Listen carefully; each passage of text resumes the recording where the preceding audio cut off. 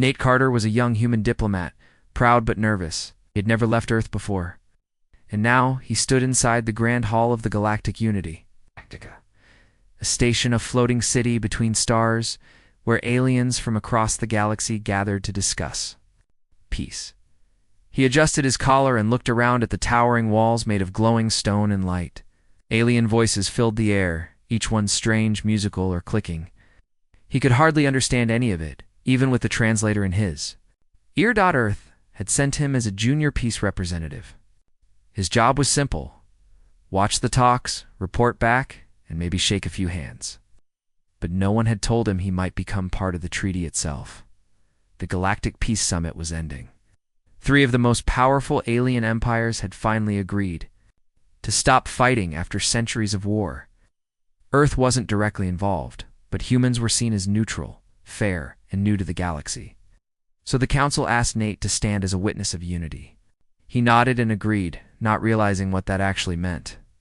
"Ambassador Carter," the council leader said in a deep, echoing voice, "do you swear to uphold the unity bond between the 3 empires, as written in the peace accord?"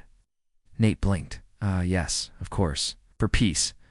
He was given a glowing rod to hold, and each alien leader placed their hand or claw or tendril on it too. The light grew brighter. There were cheers, flashes from alien reporters. And then, the shock. A voice from the translator calmly said, "By tradition, the unity bond is now sealed through sacred joining. Representative Nate Carter of Earth has been chosen as mate and unity partner to the 3 royal daughters of the empires." Nate froze. "Wait, what?" Everyone clapped. The 3 alien women stepped forward. One was tall and graceful, with purple skin and eyes like stars. Another had smooth golden scales and a crown of horns. The third was smaller, but had wings folded. Behind her back, with glowing patterns across her cheeks, they looked at him with calm, unreadable expressions. "Congratulations," the council leader said. "You now represent the bond between our peoples." "Your marriage begins today, marriage," Nate whispered. "Thought I was just signing a document." His voice cracked. The translator repeated his words in 6 languages. A few aliens laughed softly. Cameras kept flashing. The alien women said nothing, but the one with wings tilted her head slightly, as if amused. An assistant came to guide Nate away. He followed, still stunned, barely hearing the speeches behind him. "Is this legal?" he asked as they walked through silver halls. "Can I say no?" The assistant, a polite insectoid being, clicked softly. "You agreed to witness the unity bond. The traditions of their worlds made the bond sacred. To refuse now would insult all 3 empires." Nate felt dizzy. "So if I back out, I ruin the peace deal of the century. Correct?" He sighed and rubbed his face. "Great, just great." The assistant stopped at a door. "Your shared diplomatic quarters are ready. Your bond partners will arrive shortly." "Bond partners," Nate repeated, shaking his head. The room inside was large and oddly shaped. Smooth white walls curved around soft glowing panels. 3 beds sat in a circle. Alien flowers floated in the air, filling the room with a sweet, strange smell. A dining table offered food that looked unfamiliar. Nate sat down heavily. Not ready for this? I don't even know their names." He barely had time to breathe before the door opened. The 3 alien women entered silently. None of them smiled. The first, the tall purple one, spoke in a calm voice. "I am Lyra of the Solari. I serve as moon speaker for my people." The second, the golden-scaled one, added, "I am Solari, daughter of the Karuan High Command." The last, with wings, simply said, "Call me Vela, from the Talari flock." Nate stood up awkwardly. I'm Nate. Just Nate." No one said anything for a few seconds. "This is weird for me." He admitted I didn't know about the whole wife part. Vela gave a short laugh. "You think we planned this? We just wanted the war to stop?" Lyra nodded.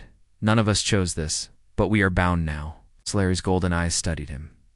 "You are smaller than I imagined." "Thanks," Nate muttered.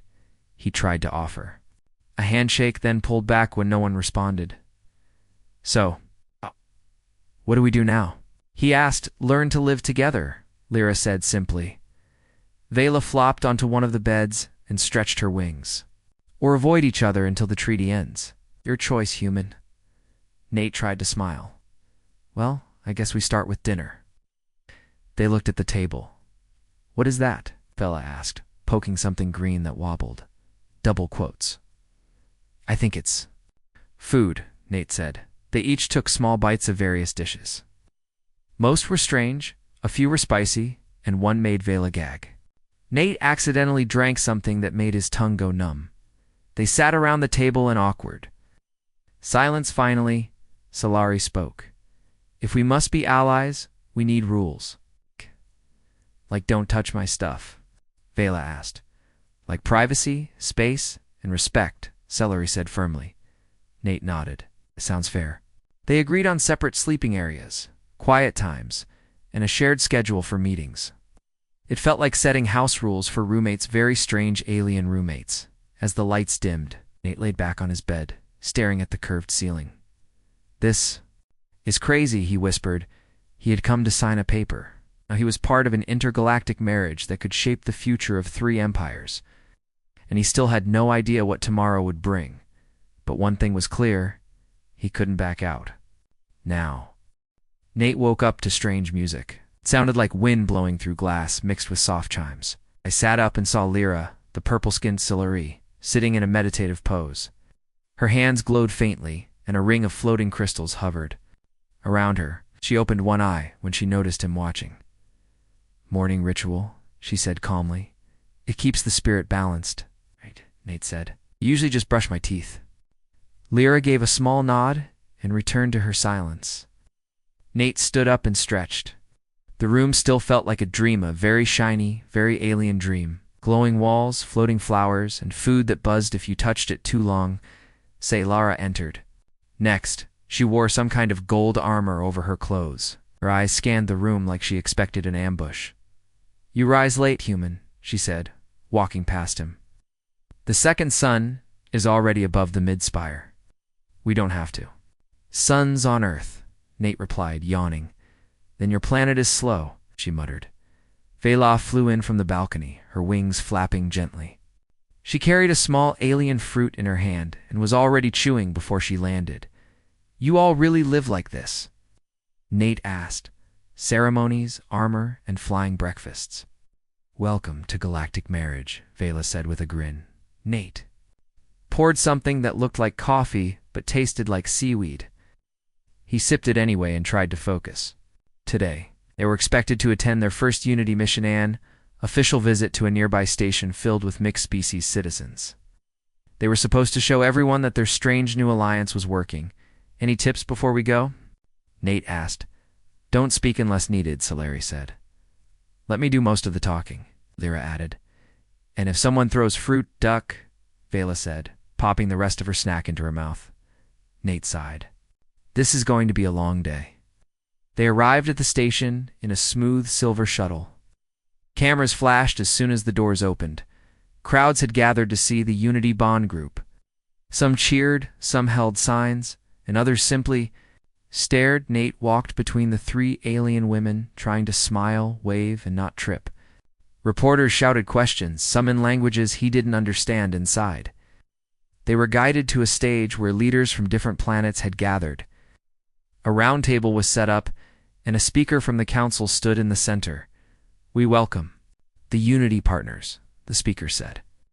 Today they will answer questions and speak on the future of peace. Nate sat between Lyra and Solari. Vela hovered just above, leaning on a clear support beam. He felt a drop of sweat roll down his back. Ambassador Nate Carter, a 3-eyed journalist, asked, Do you feel ready for this role? Nate began. Not really. But I'm trying my best. A few chuckles spread through the room. Lyra placed a calm hand on his shoulder and spoke next, explaining the cultural meaning of the bond from her side. Lear followed, giving a strong and proud speech about honor and trust. Then it was Vela's turn. We didn't choose this, she said honestly, her wings folded tight. But maybe that's how peace starts. Not with perfect plans, but with mistakes that turn into something better. The room grew quiet for a moment. After the event, they toured the station. Some aliens came forward to greet them, offer flowers, or ask for pictures. Others whispered behind their backs, "I thought humans were weak." One voice said in a crowd, "He looks nervous." Another said, "I am nervous," Nate muttered under his breath. They returned to their shuttle in silence. That night, Nate sat by himself near the balcony. The stars looked different from here closer, and endless Vela joined him first. "You didn't faint," she said. "That's a good start." "I almost did," Nate replied with a small smile. "You were great up there," she said, stretching her wings. "But don't expect me to act all formal every day. I wouldn't survive if you—" Did they laugh softly? Lyra came next, carrying a soft glowing orb in her hands. "You did better than expected," she said kindly. "Your honesty makes others listen." "I just told the truth," Nate said. "Exactly." Solari arrived. Last, she didn't speak at first. She just looked out at the stars. "You are not trained, not skilled, not strong," she said quietly. Nate looked at her, unsure what to say. "But you did not hide. You faced the crowd." "I respect that." "Thanks," he said, surprised. The four of them sat together in silence for a while. They still didn't fully understand each other. They came from different worlds, different values. But somehow, they had survived day one. Over the next week, they began to adjust. Small changes helped. Nate learned a few alien words. Lyra taught him how to bow the right way. Solari showed him how to stand tall when surrounded by guards. Bela made him laugh when things got too tense. They still had awkward moments. When Nate walked into the wrong room and saw Celery polishing her blade in something that looked like battle perfume. Or when he accidentally ate a fruit that caused mild floating. But slowly, the silence between them began to fade.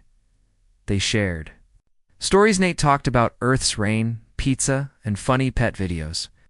Lyra described Celery moon rituals. Celery spoke of desert battles and her people's honor. Vela told tales of flying races and sky dances.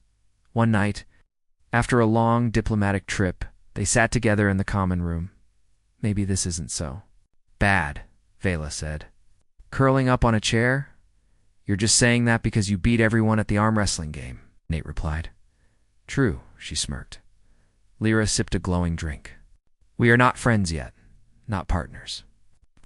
But we are not enemies either." "Good start," Solari added, folding her arms. Nate looked around the room. He still didn't fully understand them.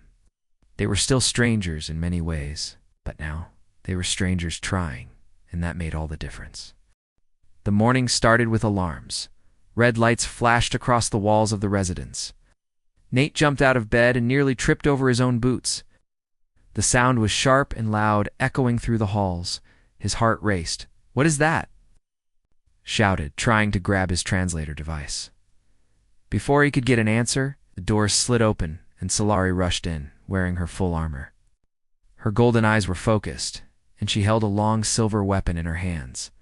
"Stay behind me," she ordered. "What's happening?" Nate asked. "Rebels," she replied. "They've breached the outer hall." Vela flew past them, landing lightly beside Solari. She looked serious for once. "They're after the Unity group. They want the treaty broken." Nate's mind spun. "They're coming for us."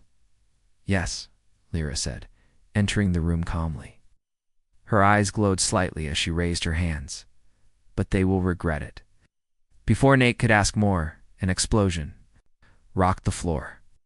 The walls shook, and pieces of the ceiling cracked. The hallway outside lit up with sparks. "We have to move," Celery said. "Stay low, no questions." Nate followed them through the side passage.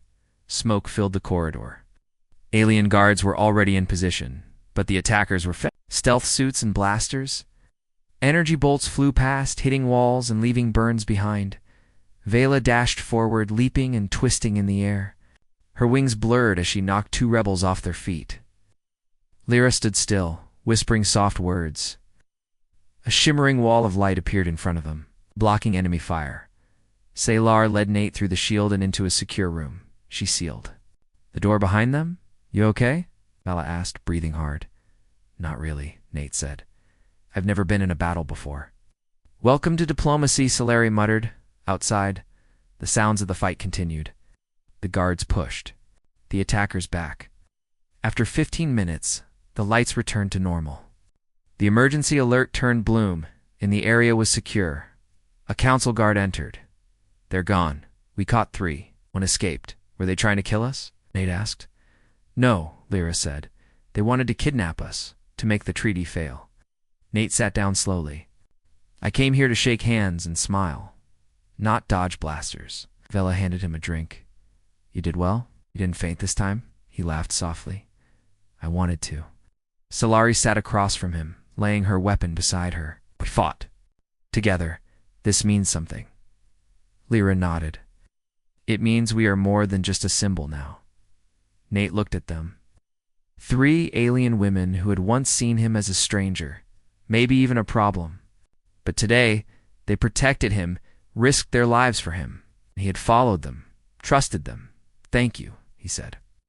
All of you, Vela gave a small smile. You're part of this now. No backing out. Later that day, they met with the Galactic Council. The attack had caused fear and anger across the galaxy. News channels played the footage over and over. Some planets demanded answers. Others wanted the treaty canceled. They fear what they do not understand, Lyra said in the council hall. But we will not let fear win. Solari stood tall. Beside her, we faced the enemy and stood as one.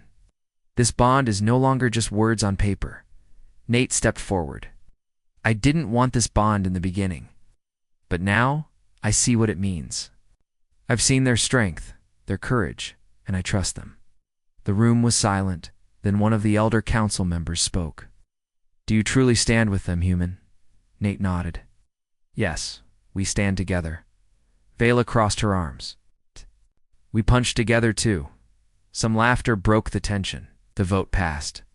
The treaty would remain. Security would increase. And the Unity Group would continue its work. Back at the residence, things felt different. Quieter, heavier. Nate sat. With his alien wives in the common room, we almost got captured, he said. And now the galaxy expects us to smile and go back to normal. We are not normal, Lyra said. None of us are. You fought bravely, Solari added. That earns honor. And a scar, Nate said, pointing to a small burn on his arm. Vela leaned over to look. Looks cool. You'll get more. Great, he muttered. They shared a meal, this time without awkward silence.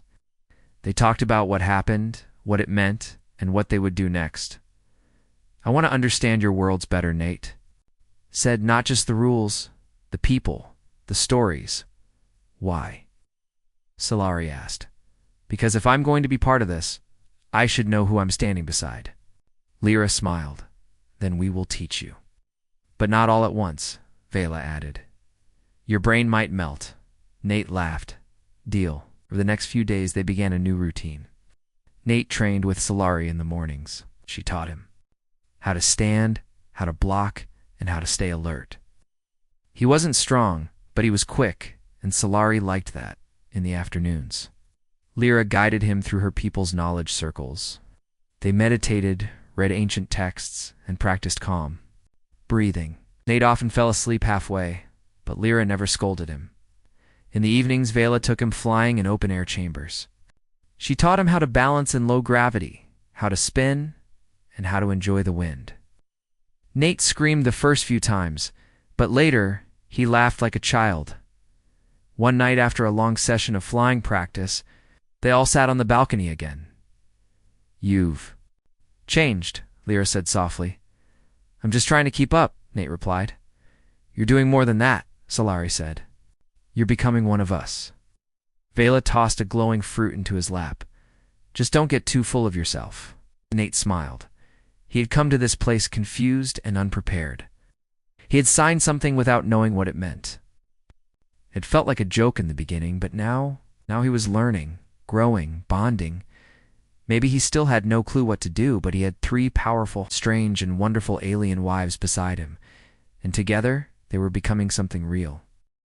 The next assignment came from the council itself. They wanted the Unity Group, Nate and his 3 alien wives, to travel together to different planets and represent the success of the treaty. It was called the Peace Circle. Their job was to visit old war zones and show people that peace between their species was possible. Nate felt both honored and terrified. He stood in front of their sleek new ship, painted in all 4 flags: human, Celery, Karuan, and Talari. The name of the ship was written in galactic script. Harmony Path. "We're really doing this," he said, staring at the ship. "Yes," Lyra answered. "And many eyes will be watching." Great, Nate muttered. No pressure. Packed only what was needed: clothing, documents, and personal items. Vela brought a box full of shiny objects. Solari brought her swords and emergency armor. Lyra carried a single glowing crystal and a small book written in moon-dash ink. Nate brought a toothbrush, 5 clean shirts, and a digital translator he hoped wouldn't break again. Their first stop was the planet Daruin. Once a battlefield, now a rebuilding zone. As the ship landed, children waved from rooftops. Banners flew in the air. Nate looked out the window and saw thousands of people gathered to welcome them. "They're cheering," he said. "They want to believe," Lyra replied. "Let's not disappoint them," Solari said firmly. Vela gave Nate a small push. "Smile, human. This is your job." They stepped off the ship together, walking side by side. Cheers echoed. Some threw petals into the air. Nate waved, trying to stay calm. At the main square, a local leader gave a welcome speech. Then it was Nate's turn. He looked at the crowd. So many species, so many faces. "Hi," he began, awkward but honest. "I'm not a hero. I didn't plan this, but I believe in what we're doing. We're here to prove that peace isn't just a dream. It's hard, it's messy, but it's possible." Bella whispered behind him. "Not bad." Later, they visited a school where children asked funny and serious questions. "Do you fight a lot?" one asked. "We try not to," Nate answered. "What if you don't like each other?" Vela replied, "Then we eat spicy food and don't talk for an hour." The children laughed. "Do you love them?" One small girl asked Nate. He paused. "I respect them. I'm learning to understand them. And maybe that's where love begins." Vela rolled her eyes but smiled anyway. On the next planet, things were harder. Some people protested their visit. They believed the treaty was a lie. Angry signs were held up. Guards stood close. The group stayed calm, inside the meeting hall. Voices were sharp. "You were enemies for centuries," one leader said. "You can't fix that with a wedding." "This bond is not the solution," Lyra replied. "It is only the beginning." "Show us why we should believe you," another asked. "Say Lara stepped forward because we've stood in battle, and we chose not to fight." Nate added, "We didn't choose each other, but now we choose to try. Every day. That's peace. Trying again, even when it's hard." The room grew quiet. They stayed longer than planned, answering questions, eating local food, and walking the city streets. Slowly, the protests faded. One night, while they were sitting around a fire under glowing trees, Vela asked Nate, "Do you miss Earth?" "Sometimes," he said, "but I think I'm where I need to be." "You're strange," she said. "You married me," he replied. Vela threw a small rock at him, gently. St. Lara smirked. "He's learning." The third visit brought them to a planet still full of ruins. No big crowds this time. No, just workers rebuilding broken homes and fields. Nate spent time helping move supplies. Lyra healed injured. Hands with her energy, Bella played games with the children. They weren't heroes here. They were helpers. That made it feel real. One night, a local elder invited them to sit and listen. "Peace is like planting," he said. "You put the seed in dirt, it looks like nothing. But if you water it every day, one day it grows. What if it dies?" Nate asked. "Then you plant again." They all nodded quietly. On the ship as they left the planet, Lyra sat beside. "Nate, you are not who you were," she said. "Good or bad?" Nate asked. "Becoming." He smiled. On the 5th planet, they were asked to light a ceremonial flame as they stood on the stage. Holding the torch together, Nate looked at his bond partners. He still didn't fully understand them, but now he didn't need to. He respected Solari's strength, Lyra's wisdom, and Vela's wild heart, and they had accepted him too. Maybe not as a perfect partner, but as someone who tried. They touched the torch to the great flame. It rose into the air, glowing in the sky like a new star, and all across the galaxy. People watched, some with hope, some with doubt, but all with eyes open. Their journey through the stars continued. Planet by planet, city by city, they met leaders, citizens, and students. Everywhere they went, Nate and his alien wives were treated like symbols, proof that peace could grow between enemies, but not. Everyone was happy about it. On the planet Shiranis, their ship landed near a peaceful village. Flowers floated in the air, and rivers glowed under the twin suns. At first, it seemed like another normal visit. Then came the message, "Salar, I was called to a private communication with her homeworld." Her face turned cold after reading the message. She returned to the ship without saying a word and locked herself in her room. Nate noticed right away. He knocked on her door. "Solari, what's going on?" "Go away," she said sharply. "Please, just talk to me." After a long silence, the door opened. Solari stood there with her armor half removed. Her golden eyes looked tired. "They want me to return," she said. "The Karun Council believes I have gone too far." "Gone too far how?" "They say I've shown weakness.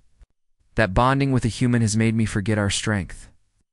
Nate felt anger rise in his chest. "That's not true. You're the strongest person I know." She turned away. "They have sent a new representative to replace me. If I don't leave quietly, they will call it betrayal." Vela and Lyra joined them soon after. "They're scared," Lyra said softly, "afraid of change." Vela folded her arms. "Then let them be afraid. You don't belong to them anymore." Solari didn't respond. She walked out of the room, past the others, into the quiet night. Nate followed her. They stood together under the stars. "What are you going to do?" he asked. "I don't know. Do you want to stay?" "I want to do what is right." Nate took a deep breath, then "Stay. Not because of the treaty, not because of duty, but because we need you." "I need you." For the first time, Solari looked unsure. "They raised me to serve the Empire," she said. "To obey. To be perfect. But you're more than that now." She looked at him, searching his face for something honest. "I don't know who I am if I disobey. Maybe this is your chance to find out." The next day, news spread that Solari had refused to return. Her people were angry. Some called her a traitor. Others called her brave. A video message arrived. It showed a Karun leader in full armor. "If she does not return," the leader said coldly, "we will not honor the Unity Treaty." Gasps filled the council chamber. "They're threatening to leave the treaty entirely," a diplomat said. "This could break everything." Vela's wings twitched. "Cowards. They hide behind rules because they fear truth." "We must calm the fire before it spreads," Lyra said. "If not, the entire galaxy may follow." Nate stood up. "I'll talk to them," he said. "You?" Vela raised an eyebrow. "Yes, me. I'm part of this bond, too." A private meeting was arranged with the crew and envoy. Nate stood alone in a silent room, facing three tall warriors in dark armor. Their eyes were cold, their faces unreadable. "You are the reason she has changed," the head envoy said. "Maybe," Nate replied. "But she changed for the better. She was a soldier. Now she speaks like a dreamer. She's still strong, but now she chooses her path." The envoys exchanged glances. "We do not accept your bond." "You don't have to," Nate said. "'Cause Celery isn't your property. She's a person, and she made her choice. This insult will not be forgotten." "Peace isn't built on fear," Nate replied. "It's built on courage. She has more of it than all of you combined." The meeting ended in silence, but the message was heard. When Nate returned to the ship, Solari was waiting. "You face them," she said. "Alone. They're scary," he said. "But I didn't." "Want to stay silent?" He spoke like a warrior. "Felt more like a terrified rabbit," he muttered. She smiled for the first time in days. Vela flew in, and dropped a small fruit in Nate's hand. "You've got guts, human." Lyra nodded. "This bond grows stronger with every test." "When it hurts," Nate said.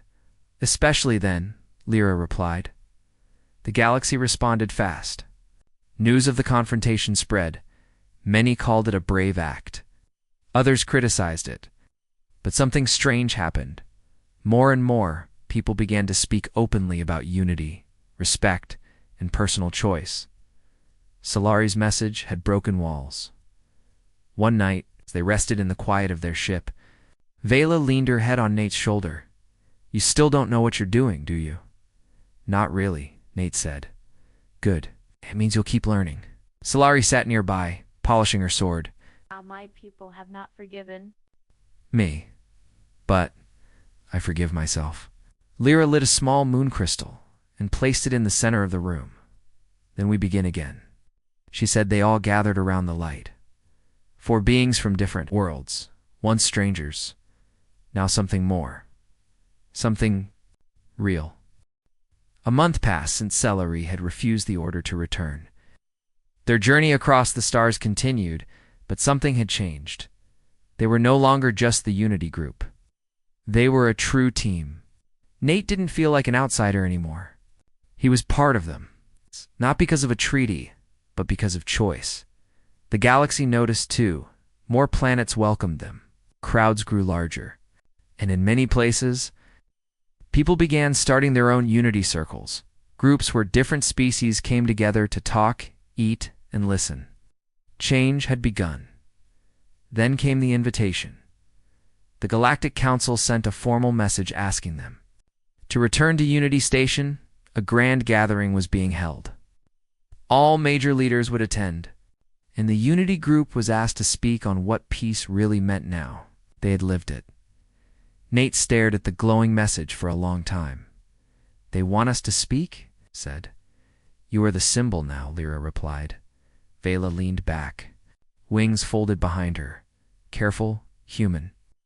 Too many speeches and you'll become boring." Solari gave a rare smile. "But you'll make them listen." The Unity Station shimmered like a jewel in space. Once again, Nate stood inside its great hall. It looked the same, but he was not the same man who had stood there months ago. This time, he walked beside Lyra, Solari, and Vela with confidence. The council hall was full. Thousands of beings sat in curved rows, each one watching, recording, or whispering. Banners of peace floated overhead. Nate was called to the center first. He stepped forward, took a deep breath, and began.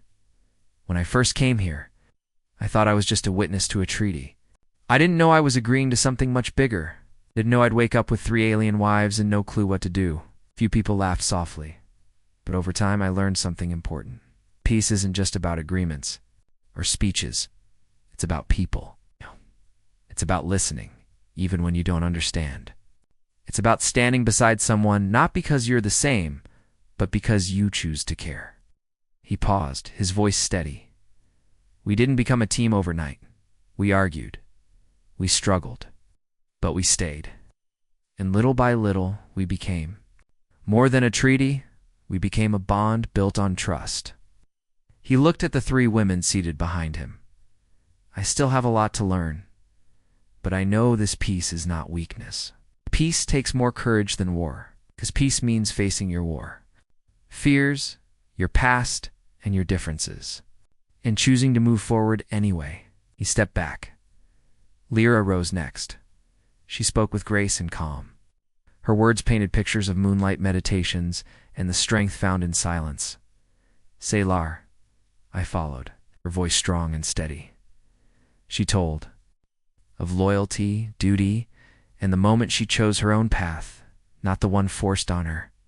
Then Vela took the stage. She didn't speak long. She just said, "Peace is messy, peace is loud, kinda like me, but it's worth it." And so, is he?